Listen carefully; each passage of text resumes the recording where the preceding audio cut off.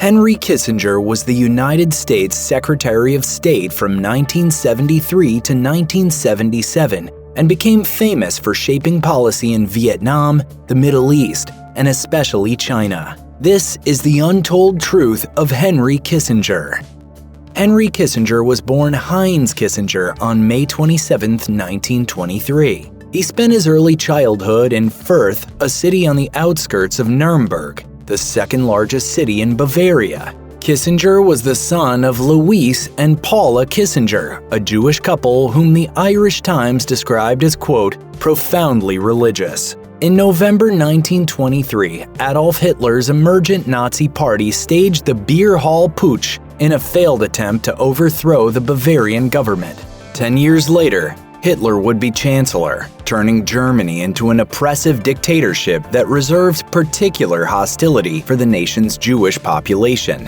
Kissinger's family was among the many that fled the country, leaving Fürth in 1938. Fortunately, the Kissingers left Germany before Kristallnacht, which occurred on November 9th through 10th of that year.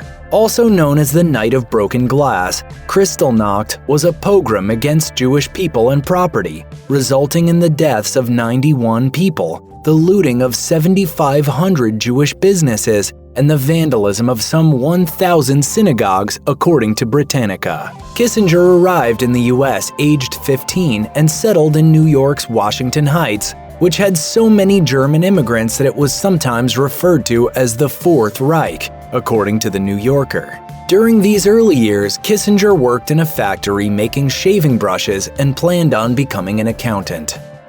As detailed by The New Yorker, Henry Kissinger was drafted into the U.S. Army in 1942. He relished the role so much that a compatriot observed, "He was more American than I have ever seen any American." Historian Jeremy Suri notes how he was recruited for this role because he spoke German, had cultural knowledge of Germany, and was of Jewish heritage, which gave the Americans confidence that he would be anti-Nazi. Serving in the 84th Infantry Division, Kissinger was awarded a Bronze Star for his help in breaking up a Gestapo sleeper cell. It was during his military experience that Kissinger met Fritz Kramer, a fellow German-American some 15 years older than him. Kramer was an intense man who had animosity for both communists and Nazis, with whom he apparently fought in the streets of Weimar, Germany. Kramer's Nietzschean perspective on the world caused Kissinger to describe him as, quote, the greatest single influence on my formative years. However, according to Globalo, Kramer cut ties with Kissinger in the 1970s because he was, quote, visibly repulsed by Kissinger's egotism and vanity. The Guardian reported that Fritz Kramer died on September 8, 2003. After holding various positions in government and publishing influential books such as Nuclear Weapons and Foreign Policy, Henry Kissinger became head of the National Security Council in 1969, a year in which the anti-Vietnam War movement held some of its largest protests. According to Salon, Kissinger asked the Pentagon to outline possible bombing strategies in Indochina, the former French colony that encompassed Vietnam, Laos, and Cambodia. Soon it was decided that Cambodia was the best target for America's fleet of B-52 bombers. This is because it was host to large tracts of the Ho Chi Minh Trail, which the Viet Cong used to move fighters and equipment into South Vietnam. The ensuing campaign, dubbed Operation Menu, was conducted in total secrecy, for Kissinger knew that Congress would oppose the bombing of a neutral country. Kissinger was reportedly hands-on with the operation and was reportedly very excited by the strategy. According to a Pentagon report, Henry A. Kissinger approved each of the 3,875 Cambodia bombing raids in 1969 and 1970, as well as the methods for keeping them out of the newspapers. Ultimately, the U.S. dropped 500,000 tons of bombs on Cambodia between 1969 and 1973, killing a minimum of 100,000 civilians. A defining tenet of Richard Nixon's and Henry Kissinger's relationship was pursuing détente with the Soviet Union. According to Britannica, when Nixon assumed office in 1969, he was keen to reduce America's military commitment without losing face. Namely, he sought to achieve, quote, peace with honor in Vietnam, detente with the Soviet Union, and the opening of relations with China, which had diverged from the Soviet Union during the Sino-Soviet split, according to the National Cold War exhibition. Diplomacy with the Soviet Union was a gravely complicated issue, but Nixon had a strong reputation as an anti-communist and tough negotiator. This gave him the confidence to pursue peace without fear of harsh criticism from conservative members of Congress. Kissinger assisted Nixon by negotiating the Strategic Arms Limitation Talks, or SALT, which featured the Treaty on Anti-Ballistic Missile Systems and the Interim Agreement and Protocol on Limitation of Strategic Offensive Weapons. These were signed by Nixon and General Secretary Leonid Brezhnev on May 26, 1972. Henry Kissinger's involvement with China is perhaps his most enduring legacy. According to The Independent, Kissinger's appeal to other world leaders likely stemmed from his success in coordinating a meeting between President Richard Nixon and Chairman Mao Zedong, one that certainly elevated him from simple politician to phenomenon status.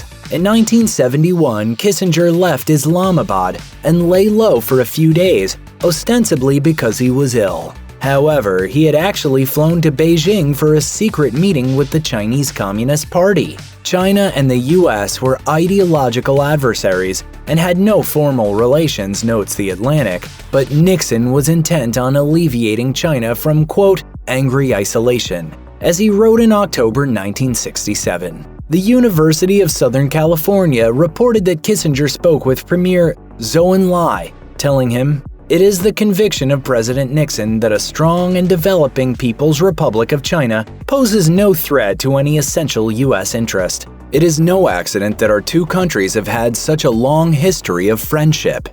The meeting was a success, with Kissinger ranking Zhou Enlai as the most impressive statesman he had met since Charles de Gaulle.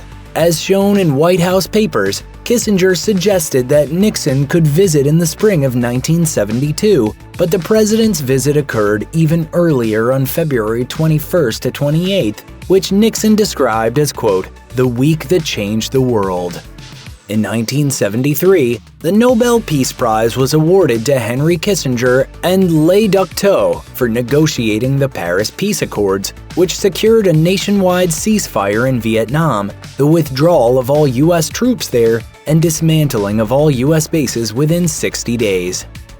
The ceasefire will take effect at 2400 Greenwich Mean Time, January 27, 1973.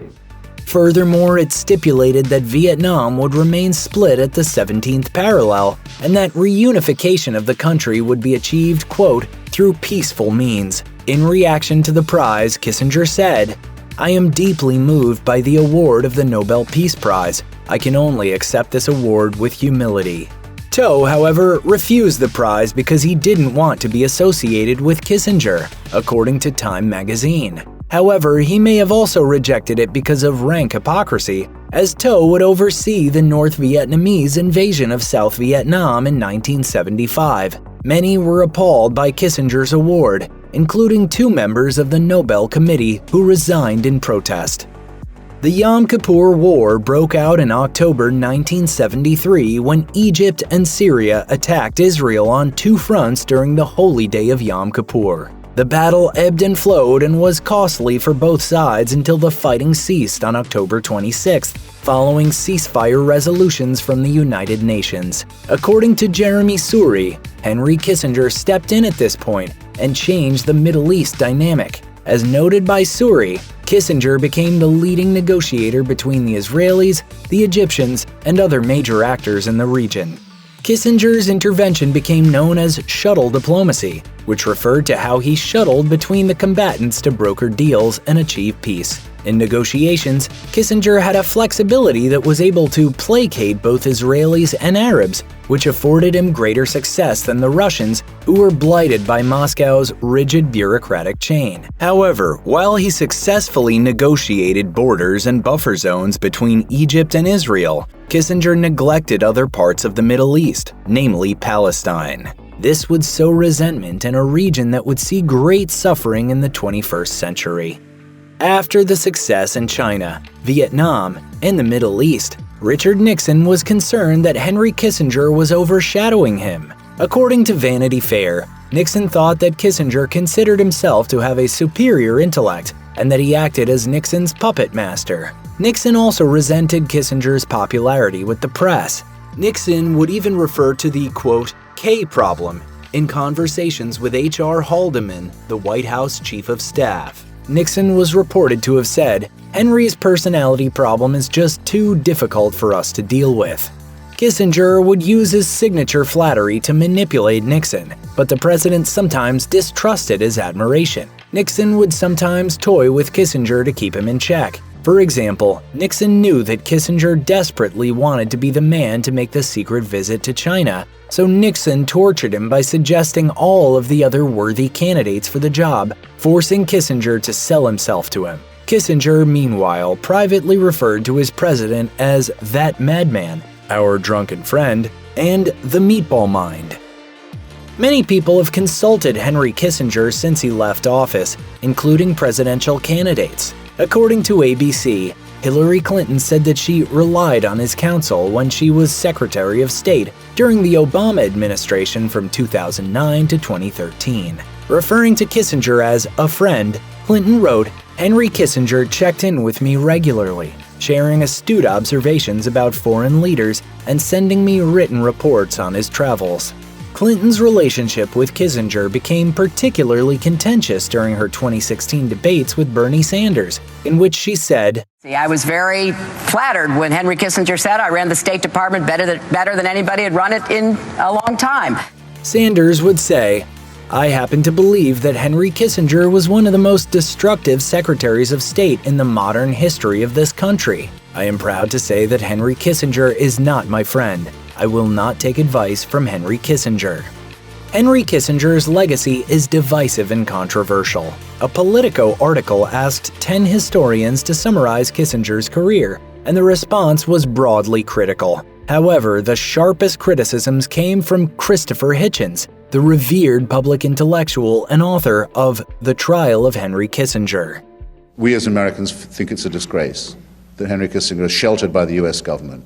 In it, Hitchens argues, Kissinger should be prosecuted for war crimes, for crimes against humanity, and for offenses against common or customary or international law, including conspiracy to commit murder, kidnap, and torture.